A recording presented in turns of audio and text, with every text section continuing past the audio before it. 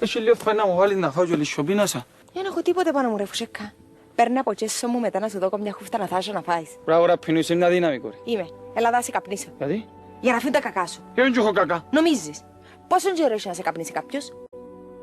Την τελευταία φορά που καπνίστηκα, κάπνιε με κιάμι μαλλού. Αν μάτρε με το χέρι της κιόλο μου τα καρβούνουκια βάζει κελέ. Σύψε. Σήκου. Ήρθε να πιεις το καντίνι του γυρού σου κόρη. Ναι, το κυρί μου σήμερα. Πεχημάς το να, λείπεις σου. Τι κανένα μου έντος πεθύμα.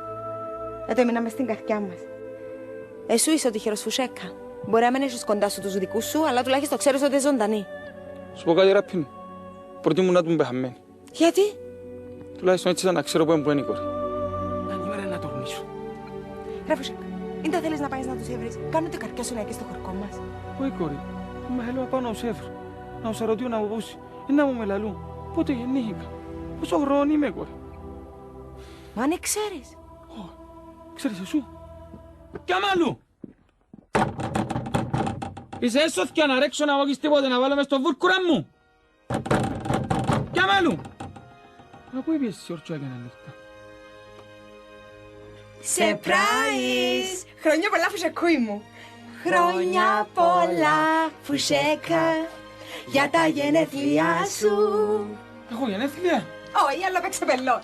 Κάθε χρόνο τέτοια μέρα ενάσεις γενέθλια. Πόσο χρόνο κλείω. Πόσο χρόνο θέλεις να είσαι? Δεν ξέρω, ποια είναι η καλύτερη ηλικία. 18. Το επιτρέπετε σε το ποτό. Τούτα όλα κάμετε τα γυαλό μου. Για ποιον, έτσι για τόση. Ένα φουσέκα τον έχουμε. Κι αμάλου. Αγαπώσει. Και εγώ αγαπώσει.